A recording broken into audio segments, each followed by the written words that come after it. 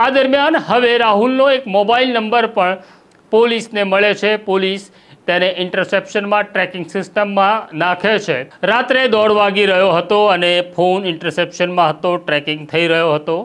અને જ્યારે પોલીસ તેના નંબર સુધી પહોંચે છે અને ટ્રેકિંગ સિસ્ટમ સ્ટાર્ટ થાય છે ત્યારે પોલીસને આશ્ચર્ય હતું, કારણ કે રાહુલ જે શંકાના દાયરામાં હતો તે ગુજરાત છોડી રહ્યો હતો એવી ટ્રેકિંગ સિસ્ટમ બતાડી રહી હતી.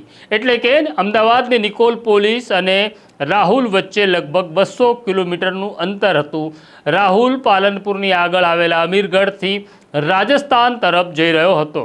હવે 200 કિલોમીટરનું અંતર કાપતા પોલીસને લાંબો સમય લાગે અને રાહુલ આગળ નીકળી જાય, છતાં પણ અમદાવાદ પોલીસની એક ટીમને તાત્કાલિક રાજસ્થાન તરફ રવાના કરવામાં આવે છે. ડીસીપી જીતેન્દ્ર અગ્રવાલ બનાસકાંઠાના એસપી પ્રશાંત સુંબેની મદદ માગે છે અને પાલનપુરથી પણ એક ટીમ રવાના થાય છે. ટ્રેકિંગ બરાબર ચાલી રહ્યું હતું ત્યારે આબુ રોડ થઈ સિહોરી તરફ આ સિસ્ટમ આગળ બતાડી રહી હતી અને ત્યારે જ બનાસકાંઠા પોલીસ સિહોરી સુધી પહોંચે છે અને થોડીક જ દૂર બસને ઇન્ટરસેપ્ટ કરી રોકવામાં આવે છે.